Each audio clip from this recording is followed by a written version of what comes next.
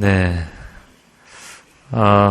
이제 지난 주 초에는 갑자기 추워져서 이게 12월 초 날씨다 그랬는데 또 주말에는 갑자기 더워져서 그리고 다음 이제 시작되는 주 초에는 다시 비가 오고 또 기온이 급강하한다고 합니다. 그래서 겨울에나 오는 사만사원이 가을에 벌써 오지 않았나 이런 생각이 듭니다. 오늘 빌립보서 3장의 말씀으로 표대를 향하여 이런 제목의 메시지를 나눕니다. 크게 세 부분으로 나눠서 보겠는데 첫 번째, 인생은 미완성의 완성이다. 12절 말씀 같이 읽겠습니다. 나는 이미 얻었거나 이미 온전해진 것이 아닙니다. 나는 그것을 붙잡으려고 쫓아갑니다. 이는 나도 그리스도 예수께 붙잡혔기 때문입니다. 자, 바울은 자신이 온전한 것이 아니다라고 이야기를 합니다. 이 앞부분에서 세상 자랑을 내가 다 내려놓는다. 예수 그리스도 한 분을 얻는 것이 가장 유익하기 때문이다. 그러면 세상 자랑을 다 내려놓았다면 내가 그럼 영적으로 완성되었다는 것이냐? 그런 뜻은 아니다라는 이야기를 하고 있습니다. 나도 여전히 완성을 향해 쫓아가고 있다라는 것이죠. 우리가 아는 사도 바울이 얼마나 성령 충만한 사람입니까? 매 순간 성령의 음성을 듣고 사역했던 사람이고 또 하늘의 계시를 받아서 성경 중에서 가장 많은 책의 저자가 된 사람이 또 사도 바울입니다. 그럼에도 불구하고 자기 인생이 여전히 진행형이고 그리고 미완성의 완성이라고 고백을 하는 것이죠.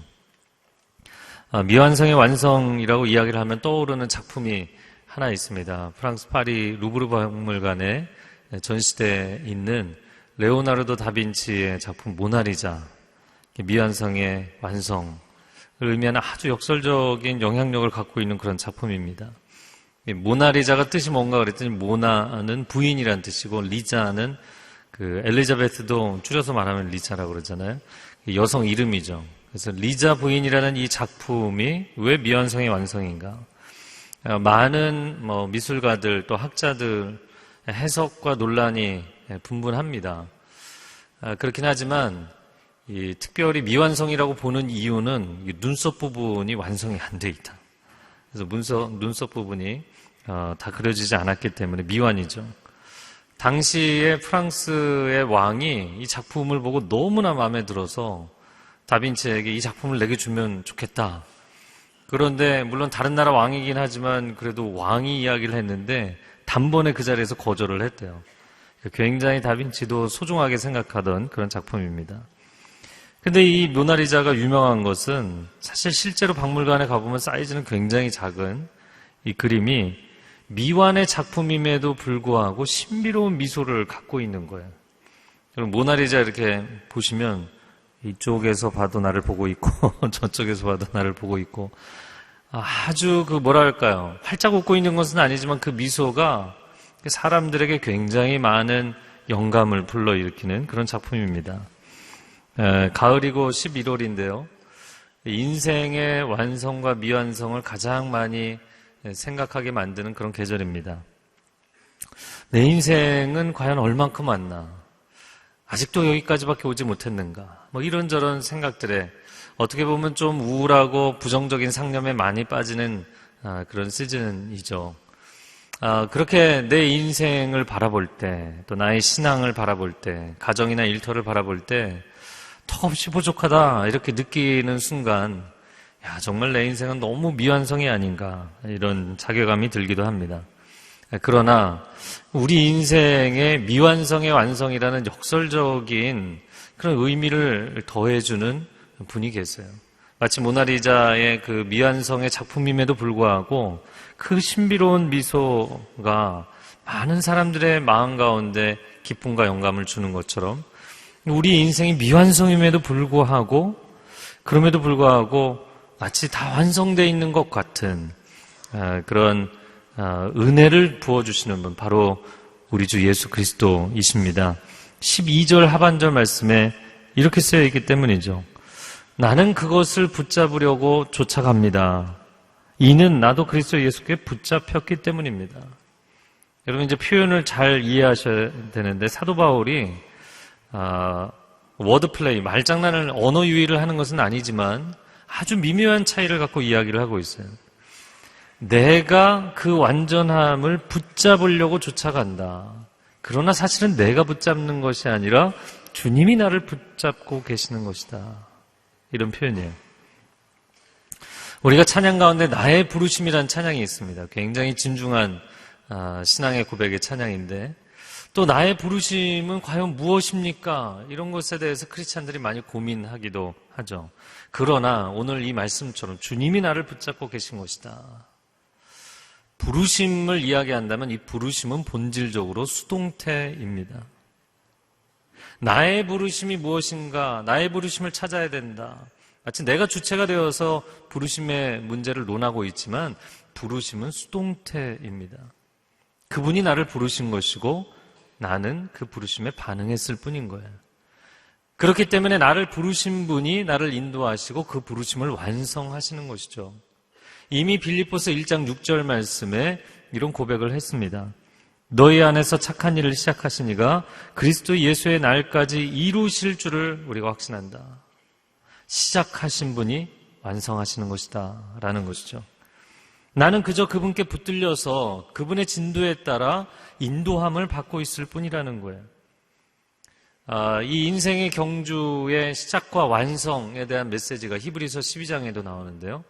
1절 하반절에서 2절 상반절까지 한번 같이 읽어보겠습니다. 시작.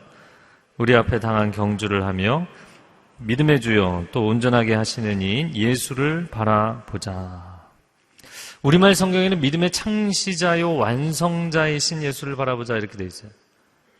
이것은 인생을 경주로 비유하면서 이 경주를 시작하게 해주신 분도 우리 주님이시고 그 경주의 피니시 라인을 완성하게 하시는 분도 주님이시다 이런 얘기예요.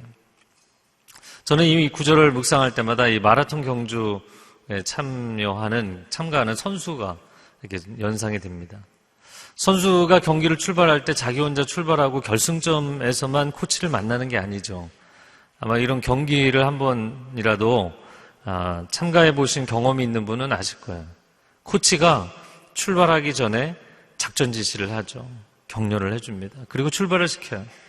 그리고 나면 그냥 결승점에서 보는가 계속해서 따라오면서 한 발 앞, 두 발 앞에서 시간을 체크해주고 그를 격려해주죠. 그리고 마지막 피니시 라인에 먼저 도착해서 들어오는 선수를 맞이해주는 거예요. 우리 인생의 그림과 예수 그리스도의 역할을 아주 정확하게 보여주는 장면이라고 생각합니다. 예수님은 우리가 믿음의 여정을 시작할 수 있도록 출발선에서 격려해 주시는 분이시고 인생의 매 걸음마다 동행하시는 분일 뿐만 아니라 마지막 완성의 길에 우리를 맞이해 주시는 분인 줄로 믿습니다. 그렇기 때문에 여러분 이 가을에 인생의 상념에 빠지는 것이 아니라 부르심의 개념을 다시 한번 재정립하는 시간이 되기를 바랍니다. 오늘 그래서 부르심에 대한 이야기를 계속 하도록 하겠습니다. 13절 말씀 같이 읽겠습니다. 형제들이여 붙잡았다고 생각하지 않습니다. 그러나 이 한 가지만은 말할 수 있는데 곧 뒤에 있는 것은 잊어버리고 앞에 있는 것을 붙잡으려고 합니다. 자, 아직 나는 붙잡았다고 이야기하지 않습니다. 경기로 이야기를 하자면 아직 결승선을 통과한 것은 아닙니다. 그러나 한 가지 분명한 사실이 있는데 그것은 결승선을 향해서 지금 가고 있는 중이라는 것입니다. 제가 세 번째 책을 이제 탈고를 했는데요. 좀 시간이 많이 걸렸어요. 두려움 너머의 삶이라는 책 제목인데 11월 14일에 출간을 합니다. 사실은 입시 때문에 근심 걱정 있는 학생들이 너무 많고 그 두려움의 문제로 시달리는 성도님들이 많아서 이제 책을 출간하겠는데 좀 늦었어요. 근데 그 중에 한 부분이 제가 이제 부르심과 두려움의 문제를 다룬 챕터가 있습니다. 왜냐하면 사람들이 내가 지금 이 길을 가고 있는데 과연 이것이 내 부르심이 맞는가? 내가 하나님의 부르심이라고 확신을 했었는데 잘못 들었나? 이게 아니었나? 그러면 인생의 근간이 흔들리거든요. 그 챕터에서 이런 얘기를 했습니다. 부르심의 좌표 위에 서십시오. 왜 중요하냐면 이거 마치 기차가 트랙 위에 있는 한 그 기차는 잘 가고 있는 것이라는 확신이 중요한 것이죠. 여러분, 기차여행, 만약에 장거리 기차여행을 한다면 그 기차가 여러 구간을 지나가게 되죠. 때로는 아름답고 푸른 들녘을 지나가기도 하고 또 시원하게 탁 트인 바닷가를 지나가기도 하죠.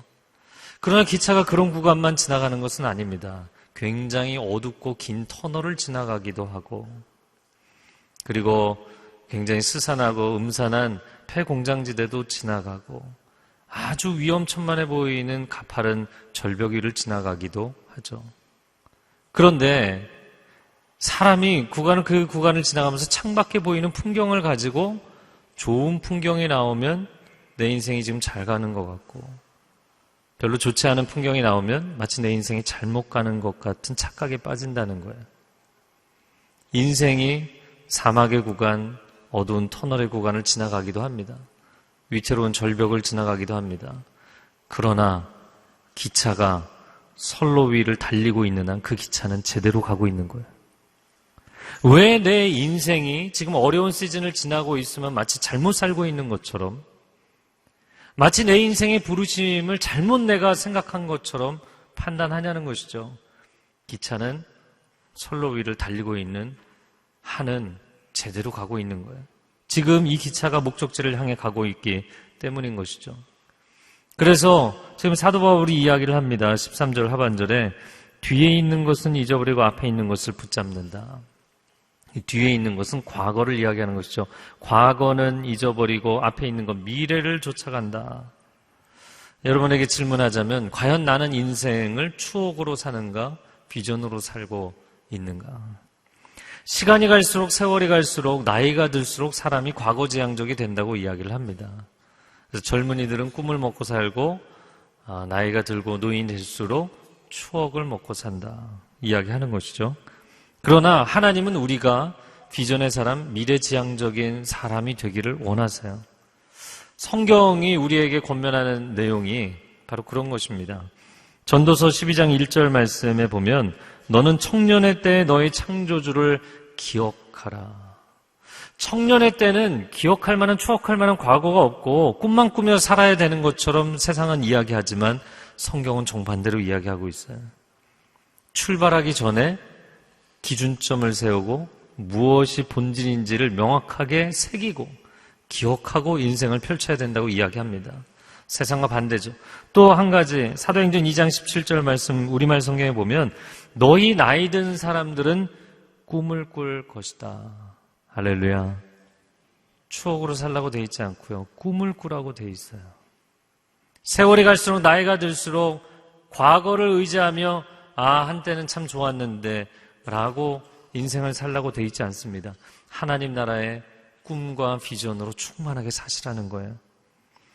16세기 프랑스의 한 시인이 풍자시, 재미있는 풍자시를 썼는데 그 중에 한 구절이 이런 겁니다.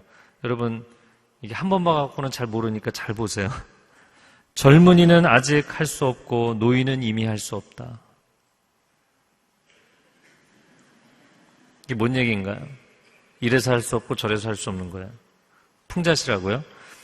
그러니까 젊은이는 아직 경험이 미숙하기 때문에 할 수 없고 나이 든 사람은 기력이 쇠해서 할 수 없다는 거예요.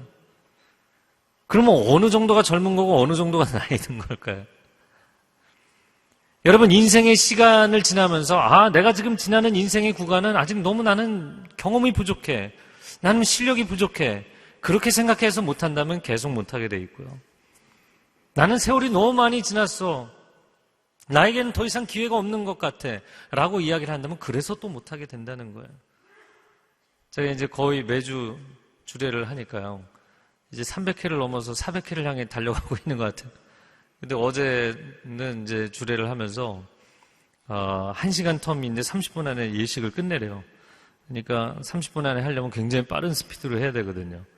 근데 또 신랑 신부가 축사를 하실 분을 모시고 왔어요. 그러니까 말하자면 주례사가 하나 더 있는 거잖아요. 그래서 제가 축사를 주례사 뒤에 보통은 하는데 이제 앞에 하시라고 했어요. 네, 그리고 나서 이제 끝나고 그 교수님하고 인사를 했는데 딱 한마디 하시더라고요. 본인이 본 주례자 중에서 가장 젊은 주례자였다. 이렇게 열심히 주례했는데 그거밖에 하실 말씀이 없었나. 그런 생각이 들더라고요. 사람들은 나이에 굉장히 민감합니다. 이렇게 젊은데 이런 일을? 내가 이렇게 나이 들었는데 또 이런 일을? 젊어서 못하고 나이 들어서 못하면 할 수 있는 일은 없다는 거예요. 여러분, 우리는 나이나 세상적인 지위의 고하나 경험의 유무의 문제가 아니라 하나님으로부터 부르심을 받았으면 그 길을 가는 것이에요. 우리는 하나님의 부르심을 받는 사명자의 인생이기 때문인 것이죠. 가을에 너무 많이 상념에 빠지지 마시고 두려움에 위축되지 마시고 부르심을 다시 한번 확인할 수 있는 시간이 되기를 바랍니다. 두 번째 나누고 싶은 것은 부르심의 상을 위하여입니다. 14절 말씀 같이 읽어보겠습니다. 시작. 하나님께서 위에서 부르신 그 부르심의 상을 위해 표대를 향해서 쫓아갑니다. 여러분 13절 하반절에 뒤에 있는 것과 앞에 있는 것 이렇게 이야기를 했잖아요. 시간의 앞뒤, 그래서 시간적 차원, 평면적 차원에서 이 부르심의 문제를 논했다면 14절에서는 한 차원이 업그레이드 돼서 위로부터의 부르심인가 아래로부터의 부르심인가를 논하고 있어요. 사실 사도 바울이 말하는 미래지향적인 삶이라는 것은 미래를 지향하는 것이 무조건 좋다는 이야기가 아닙니다. 위로부터의 부르심을 따라가다 보면 미래지향적이 된다는 거예요. 부르심을 두 가지로 정의해보자면 부르심은 위로부터 오는 것입니다. 부르심은 땅으로부터 오는 것이 아니고 사람으로부터 오는 것이 아니고 세상으로부터 오는 것이 아닙니다. 부르심은 위로부터 오는 것입니다. 이제 수능시험이 10일 남았어요. 시험을 잘 보는 것도 중요하겠지만 전공을 잘 선택하는 것 중요합니다. 어떤 전공이냐에 따라서 인생이 크게 많이 좌우되기 때문이죠. 그런데 대부분은 전공을 어떻게 선택하느냐? 성적에 맞춰서, 자기 적성이나 흥미에 맞춰서, 또 요즘은 나중에 직장을 구하기 좋은 과. 그러다 보니까 어문계열, 인문계열들은 거의 학교에서 사라질 정도가 되어가고 있는 것이 지금 대한민국의 현실입니다. 과연 이런 현상이 하나님의 부르심의 차원에서 맞는 것인가? 제가 한 번은 교회에서 이제 장로님하고 함께 앉아 있었는데 공동체에 어떤 한 학생이 이렇게 지나가니까 장로님이 너는 앞으로 뭘 전공하고 싶니? 영문학? 거기를 왜 가니? 거기 가서 취직이나 되겠니? 그러시는 거예요. 학생이 지나갔어요. 제 장로님하고 친하거든요. 옆구리를 쿡 찌르면서 장로님, 제가 영문과 나왔어요. 요즘은 더한데요. 제가 영문과 들어갈 때도 마찬가지였는데 뭔가를 내가 해보리라 이런 야망이 있는 남학생들은 영문과 안 왔어요. 예, 조금 우수에 젖어 있는 이런 타입의 남학생들만 갔어요. 그러니까 자기가 뭔가를 해보겠다 이런 친구들은 상경대를 가든지 법대를 가든지 그랬던 것이죠. 그러나 저는 제가 영문과 간 것을 후회하지 않습니다. 하나님의 부르심을 따라 왔고 하나님의 부르심을 따라가는 것이 내 인생의 최선이라고 분명히 알고 믿고 있기 때문이에요. 과연 우리는 하나님의 부르심을 따라가는 인생인가 아니면 세상 사람들이 많이 불러줄 수 있는 길을 따라가는 인생인가? 세상의 부르심을 따라가면 순간적 기쁨도 있겠지만 그러나 반드시 허무함이 따라오게 되어 있습니다. 그러나 하늘의 부르심을 따라가면 만족이 있고 뿌듯함이 있어요. 왜 그러냐면 세상 일은 끝없이 평가가 따라오게 되어 있습니다. 그러나 하늘의 부르심과 사명은 그냥 그 부르심을 완성했을 때, 완수했을 때 주어지는 놀라운 감격이 있어요. 세상 일이라는 것은 좀 더 잘해야 돼, 좀 더 잘해야 돼. 끊임없는 무한 경쟁이잖아요. 여러분, 상대적인 세상에서 상대적인 사람들과 싸우는데 왜 무한 경쟁이 될까요? 유한한 것을 얻으려는 것인데 왜 무한해질까요? 제가 여러 번 설교 때 나눴지만 이게 상대성의 모순이에요. 상대적인 것은 내 손에 쥐고 있는 것 같아도 또 다른 사람이 더 많은 것을 쥐면 그 순간에 내 것은 초라해지게 돼 있어요. 끊임없는 경쟁을 해야 되는 피 흘림의 인생을 사는 것이죠. 그러나 절대적인 하나님이 내게 주신 부르심이라는 것은 그 부르심을 딱 완성하고 마치는 순간 잘하였도다 착하고 충성된 종아 내가 수고하였으니 주인의 즐거움에 참여할지어다. 할렐루야. 이 기쁨이 우리에게 주어지는 것입니다. 이거를 뭐 얼마나 잘했느냐 못했느냐의 문제가 아니라 내가 하나님께서 맡겨주신 사명을 완수했는가의 문제예요. 그러다 보니까 여러분 세상 일이라는 것은 그 직종에 따라서 지위 고하에 따라서 직업에 귀천이 없다고 우리가 보통 이야기하지만 얼마나 귀천을 많이 따집니까? 달라지게 돼 있어요. 그러나 하나님이 맡겨주신 사명을 감당하고 부르심의 길을 갈 때에는 여러분 모든 자리가 직종에 상관없이 지위 고하에 상관없이 훌륭하고 존귀한 것이에요. 왜냐하면 이것이 하나님의 부르심이기 때문이에요. 내가 어느 자리에서 어느 직책에서 무슨 일을 하느냐의 문제가 아니에요. 하나님이 맡기신 일을 하는 인생은 중요한 인생이고 소중한 인생이 되는 줄로 믿습니다. 그래서 결국에는 세상 일도 부르심의 차원으로 승화시킬 것이냐 아니면 하나님의 부르심을 세상 일로 전락시킬 것이냐의 차이가 있는 것이죠. 어제 한 분의 간증을 들었어요. 근데 그분도 이제 다른 성도의 이야기를 듣고 전해주신 거예요. 어떤 사이트의 운영자가 사이트에 이제 멤버들에게 이런 질문을 던진 거예요. 요즘 무슨 재미로 사십니까? 뭐 사람들이 이런저런 글들을 이제 막 올린 거죠. 저는 뭐 돈 버는 재미로 삽니다. 저는 뭐 단풍 구경 갔었는데 너무 재밌었습니다. 뭐 이런 얘기를 다 올렸어요. 그런데 이제 제 설교를 들은 그분이 이런 글을 올린 거죠. 인생을 꼭 재미로 살아야 하는가? 나는 인생을 의미로 살고 싶다. 제가 워낙에 좀 진지한 타입이잖아요. 제가 했던 얘기를 이제 거기 쓰신 거예요. 근데 이 말을 딱 쓰는 순간 2-3시간 동안 아무도 글을 달지 않았대요. 더 이상 말할 수 없는 거죠. 그런데 그리고 나서 운영자가 이런 글을 올린 거예요. 당신의 그 한 문장 때문에 내가 2시간 동안 통곡했습니다. 사람들에게 무슨 재미로 사냐고 그렇게 도전은 던져놓고 내 인생이 너무 한없이 가벼운 게 느껴진 것이죠. 과연 나는 인생을 의미 있게 살고 있는가? 여러분은 인생을 무엇으로 살고 계십니까? 돈으로 살고 계십니까? 지위로, 권력으로, 영향력으로, 명예로 살고 계십니까? 아니면 부르심으로 살고 계십니까?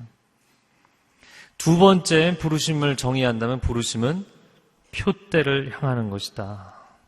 표대를 향해 가는 것이다. 왜 부르심이 과거 지향이 아닌 미래 지향이 되는가? 그것에 대해서 오늘 본문이 설명한다고 보입니다. 12절에도 그것을 붙잡으려고 쫓아간다 이런 표현이 나오고요. 14절 하반절에도 표대를 향해 쫓아간다 되어 있어요. 근데 이 쫓는다라는 단어가 운동선수가 목표 지점을 향해 달려가는 것. 그때 사용하는 표현이고 또 한 가지 표현은 사냥개가 먹잇감을 쫓아갈 때 쓰는 표현이래요. 여러분, 사냥개가 그 목표물을 쫓아가는 거 보신 분 계세요? 공 던져주고 옷만 던져주고 그거 말고요. 개도 노는 수준으로 갖고 와요, 그거는. 근데 저는 사냥감을 향해서 돌진하는 걸 제가 파푸아뉴기니에서 한번 본 적이 있는데 와, 정말 쏜살같이 전력 질주합니다. 좌우로 치우치지 않습니다. 옆에 다른 거 있다고 쳐다보지도 않습니다. 그냥 그 목표물 하나를 향해서 엄청난 집중력으로 달려가는 거예요. 그렇게 인생을 과연 살아가고 있는가? 우리는 그렇게 목표의식과 부르심을 따라가는가? 올림픽에 출전하는 선수가 여러분 과거를 추억합니까? 아니면 내 코앞에 두고 있는 경기, 이 목표를 향해서 돌진합니까? 당연히 후자겠죠. 올림픽에 출전해서 이제 경기를 앞둔 선수가 내가 그동안 얼마나 고생스럽게 훈련을 했는가 그런 상념에 빠지나요? 아니면 내가 가정적으로, 경제적으로, 개인적으로 참 많이 힘들었는데 이런 얘기를 하나요? 아니요, 그러지 않아요. 아니면 좀 긍정적인 과거, 내가 전국체전에 나가서 아시안게임에 나가서 이런 메달을 땄었는데 그런 얘기도 하지 않아요. 올림픽 경기에 나가서 그 경기를 앞두고 있을 때는 딱 그 경기 생각만 하고 거기에만 집중하고 거기를 향해서 그 목표를 향해서 돌진하는 거죠. 그러나 이 선수가 과거를 언급하는 단 한순간이 오게 됩니다. 그 순간은 시상대 위에 오르는 순간이에요. 모든 경기가 끝나고 승리자가 되어서 시상대에 오르는 순간 메달을 목에 걸고 국가가 울려 퍼지고 선수도 울고 국민들도 우는 그 순간 그의 과거에 수고했던 모든 이야기 영상으로 막 주마등처럼 흘러가잖아요. 그때 과거를 돌이켜보는 것은 영광이 됩니다. 그러나 아직 경기를 치르지도 않았는데 아직 경기를 하고 있는 중인데 과거의 상념에 빠지잖아요. 선수가 경기력을 상실하게 돼 있어요. 집중을 못하게 돼 있어요. 세계 최고봉을 오르는 산악인이 빙벽에 매달려서 저 까마득한 아래를 쳐다보나요? 그럼 어지럽게 돼 있어요. 힘을 잃게 돼 있어요. 아, 그동안 내가 참 힘들게 여기까지 올라왔구나. 내가 올라온 길을 한번 돌이켜보리라. 이렇게 하나요? 그렇게 하지 않습니다. 그러나 그가 저 까마득한 산 아래를 내려다보는 순간이 오게 돼 있죠. 어떤 순간인가요? 정상에 오르는 순간입니다. 여러분, 지금은 11월이고 이제 가을이 깊어가고 있습니다. 12월이 되면 이제 겨울이 올 텐데 아직 우리는 과거의 상념에 빠질 시간이 아니라는 거예요. 우리는 인생의 이 부르심의 경주를 아직도 한창 하고 있는 중이기 때문인 것이죠. 아니면 어떤 분들은 선수촌에서 구슬땀을 흘리는 시즌인지도 모르겠습니다. 인생의 과거가 주마등처럼 흘러가는 순간은 천성문 앞에 이르러 주님 맞이할 때 그 순간에 내 인생의 과거가 쭉 흘러가면 되는 거예요. 그 전에는 우리 인생에 하나님이 허락하신 부르심에 집중하고 마음을 새롭게 할 필요가 있어요. 세 번째, 그대로 이 길을 가리라. 이런 소제목으로 마지막 부분을 나누겠습니다. 15절 말씀 같이 읽겠습니다. 그러므로 온전한 사람들은 이렇게 생각하십시오. 여러분이 혹시 무슨 다른 것을 생각한다면 이것 또한 하나님께서 여러분에게 나타내시리라는 것입니다. 저는 이 사도 바울을 보면서 참 이 역설적인 표현들을 잘 쓰는 논리적이면서도 수사학적이고 모순을 뛰어넘는 역설의 묘미를 너무나 잘 표현하는 분이에요. 15절에 보면 온전한 사람들이라고 돼 있잖아요. 근데 12절에 시작할 때 자기가 온전해지지 못했다고 했잖아요. 근데 온전하지 못한데 또 온전하다는 거예요. 이게 무슨 얘기인가? 크리스찬의 인생은 매우 역설적이기 때문입니다. 온전하지 않은데 온전하다 이렇게 이야기를 했어요. 반면에 세상 사람들은, 세속주의에 빠져있는 사람들은 그렇게 생각하지 않아요. 자기 손에 딱 쥐는 순간, 원하던 것을 얻는 순간 자기 인생은 다 이루었다고 생각해요. 또 오늘 본문의 15절 하반절에 보면 여러분이 혹시 무슨 다른 것을 생각한다면 그것도 나타내 주실 것이다 이렇게 돼 있는데, 이 다른 것을 생각하는 사람들은 율법주의자들을 얘기합니다. 이들도 다르게 생각한다는 거예요. 그럼 어떻게 생각하는가? 내가 율법의 조항들을 다 잘 지키면 내 인생은 다 이루었다. 나는 영적으로 이루었다. 이렇게 생각한다는 거예요. 그러나 스스로 완성되었다고 완벽하다고 주장하지만 하늘의 하나님이 보시기에는 너무나 온전하지 못한 인생이라는 거예요. 왜냐하면 인생은 행위에 완벽해지는 것이 아니라 하나님의 은혜로 완성되는 것이잖아요. 근데 스스로 율법으로 행위로 완벽해졌다고 생각하니까 하나님 보시기에는 그게 아닌 거거든요. 반면에 우리들은 하나님, 저의 인생은 불완전합니다. 아직도 한참 미완성입니다. 이 고백을 하는 동시에 그러나 당신께서 저를 완성하신다고 약속하신 줄로 믿습니다. 그리고 당신이 약속하신 그 일, 시작하신 그 일을 이루실 것을 나는 확신합니다. 할렐루야. 그렇기 때문에 이런 고백을 하는 사람은 아직 완전하지 않지만 이미 온전해진 사람이다 라는 거예요. 우리 인생은 이런 영적인 긴장 상태에 있는 것이죠. 그러니까 안일해져서도 안 되겠지만 낙심할 필요도 없는 거예요. 내 인생은 아직도 너무 까마득하게 미완성이네. 여러분, 낙심하지 마십시오. 왜냐하면 아직 완전하지 않지만 그러나 하나님께서 우리를 온전케 하신다는 약속이 우리 가운데 있는 줄로 믿습니다. 그렇기 때문에 감사할 수 있는 것이죠. 자, 세속적으로 살아가는 사람들은 어떤가? 내가 원하는 돈 많이 벌면 인생이 다 이룬 것처럼 생각합니다.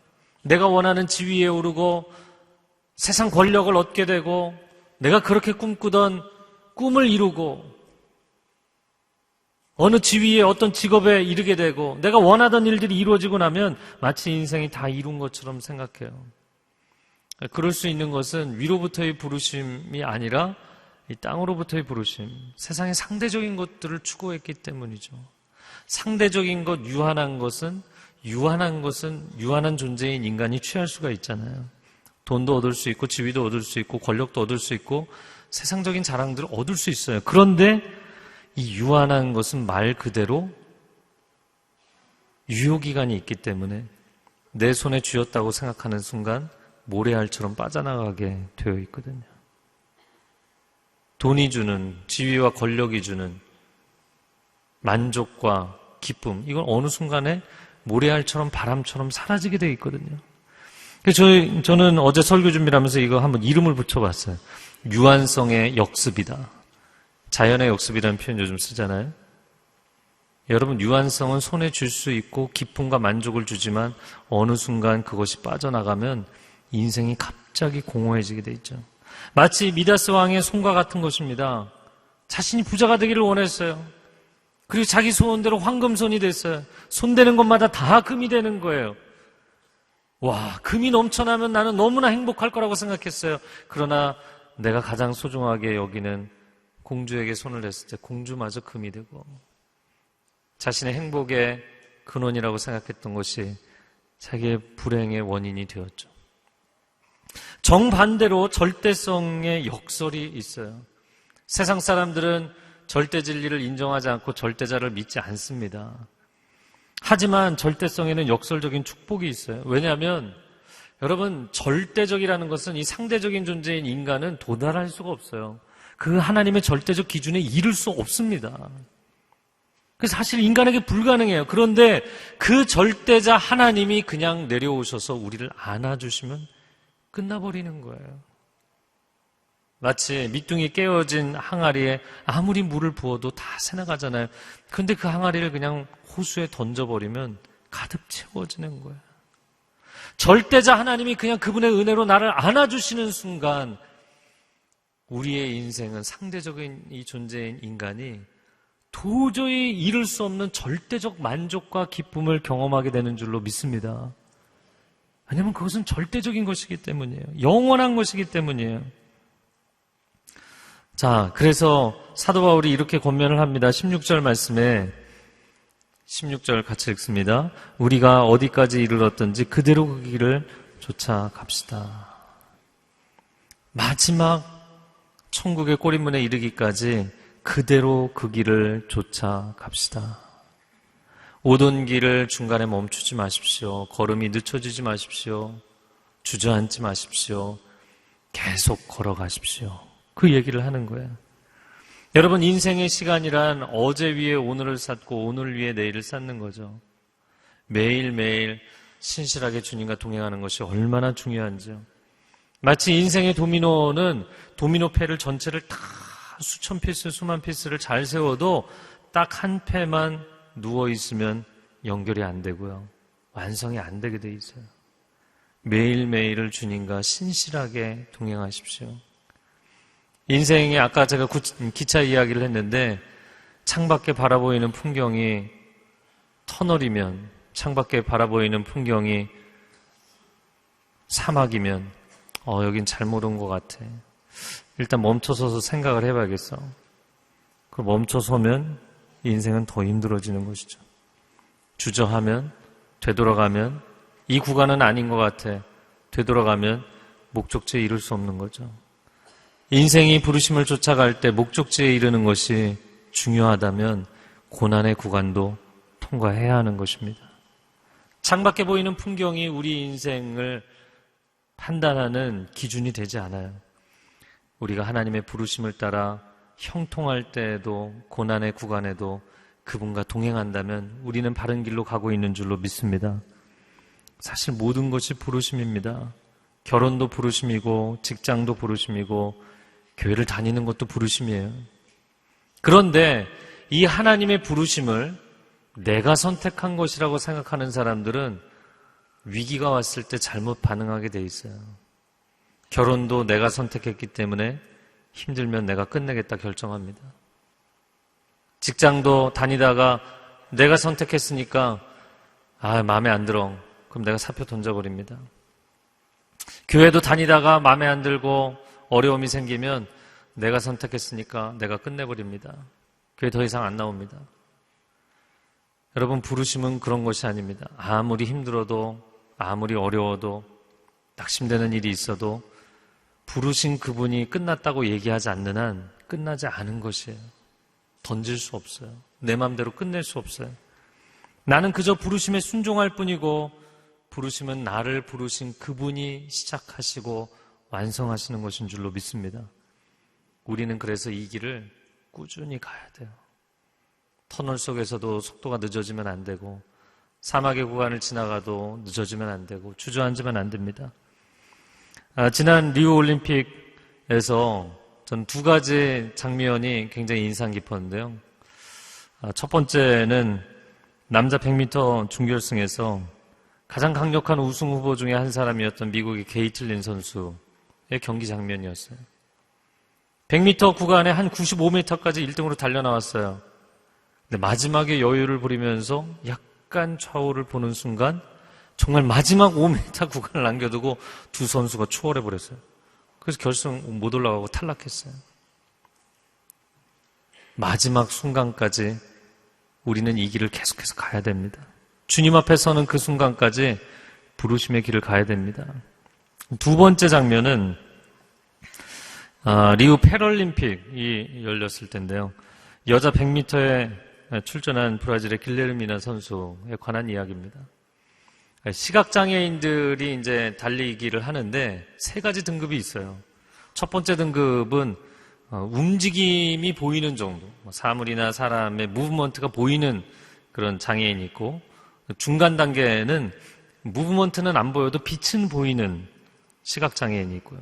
그리고 세 번째 가장 심한 단계가 이제 T11이라고 이야기하는데, T11의 단계는 아무것도 안 보이는, 빛조차 보이지 않는 칠흑 같은 어두움, 그런 시각장애인이에요. T11 등급의 여자 선수들이 100m 경기를 하는 거예요. 아무것도 안 보이는 전속력으로 달려요. 근데 이 길레르미나 선수 이야기가 신문에 이렇게 쫙 나왔어요. 놀랍게도 12형제 중에, 12형제입니다. 왜 안 놀라세요? 12형제 중에 5명이 태어날 때부터 시각장애인이었어요. 엄마는 죽었고, 그리고 엄마가 죽자 아빠는 집을 나가버렸어요. 그런데 그것도 상당히 이른 시기였던 것 같습니다. 어렸을 때부터 동네에서 아이들의 놀림감이 되었고 손가락질을 당했어요. 그럴 때마다 길레르미나가 뛰고 또 뜁니다. 그러면서 달리기를 좋아하게 됐어요. 운동선수, 육상선수가 되고 싶은데 돈이 없어서, 운동화 돈이 없어서 경기를 나가지 못했어요. 처음으로 출전했던 육상대회 때 자기 여동생의 스니커즈 신발을 빌려 신고 나갔다, 이렇게 돼 있어요. 그런데 열심히 노력했어요. 노력하고 또 노력했어요. 그래서 2012년 런던 올림픽에서 100m, 200m 2관왕에 오르게 됩니다. 그리고 앞을 전혀 보지 못하는 여성으로서 세계에서 가장 빠른 선수로 기네스북에 오르게 됩니다. 그런데 이 선수가 인터뷰를 한 내용이 더 충격적입니다. 뭐라고 인터뷰를 했냐면, 나는 가진 것이 아무것도 없는 사람들도 성공할 수 있다는 것을 보여주고 싶었습니다. 그리고 두 번째, 삶을 내가 다시 살아야 한다면 나는 지금 내가 갖고 있는 장애까지 포함해서 모든 것을 똑같이 선택하고 싶습니다. 저는 이 인터뷰 보고 깜짝 놀랐어요. 어떻게 이런 이야기를 할 수 있나? 내가 앞이 보인다면, 내가 좀 더 좋은 집에서 태어났다면, 부모에게 내가 사랑받을 수만 있었다면 내가 육상선수가 됐어도 더 좋은 선수가 됐을 텐데, 여러분, 근데 이 자매가 그렇게 생각하지 않았어요. 여러분, 우리 인생에 단점이 없고 장애가 없는 사람이 없습니다. 그러나 그것만 바라보고 내 인생의 차창 밖으로 보이는 안 좋은 구간들을 바라보면서 내 인생을 판단하기 시작하면 할 수 있는 건 아무것도 없어요. 나이를 고려하고 내 처지를 고려하고 가을의 상념에 빠지면 할 수 있는 건 아무것도 없어요. 그러나 이 한 육상 선수가 자기 인생의 치명적인 단점과 장애를 가지고도 그것을 극복하며 살아가는 것을 희열을 느낄 정도로 자기 인생에 만족이 생긴 거예요. 여러분, 하나님께서 우리와 함께 하시는 줄로 믿습니다. 우리가 아무리 연약하고 힘들어도 주님이 나와 함께 하시면 이 길을 가는 것이 기쁨이 될 수 있습니다.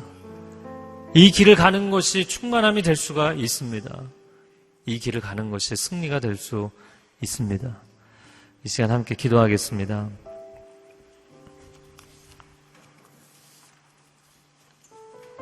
두 손을 모으고 기도할 때 하나님, 내 인생에 이룬 것이 무엇인가요?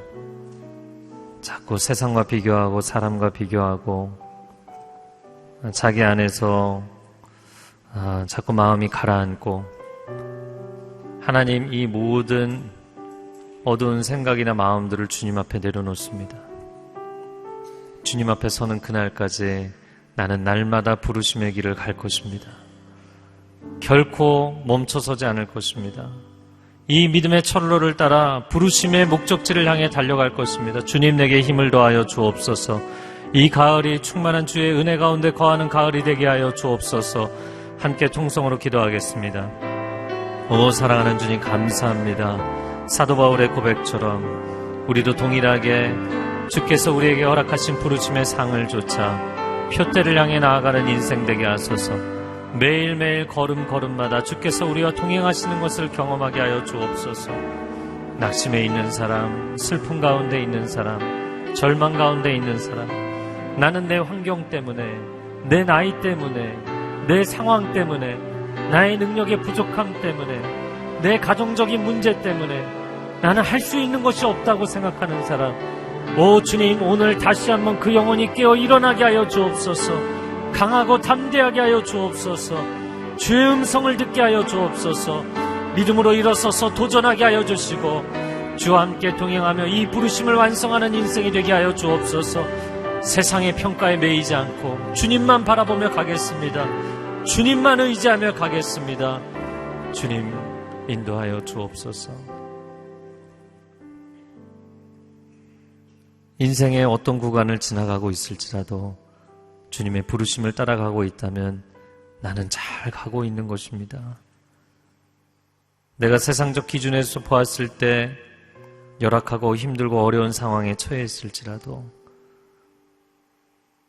세상적 기준으로 보았을 때 내가 작은 일을 하고 있을지라도 내가 하나님의 부르심을 감당하고 있다면 나는 존귀한 인생을 살고 있는 것입니다.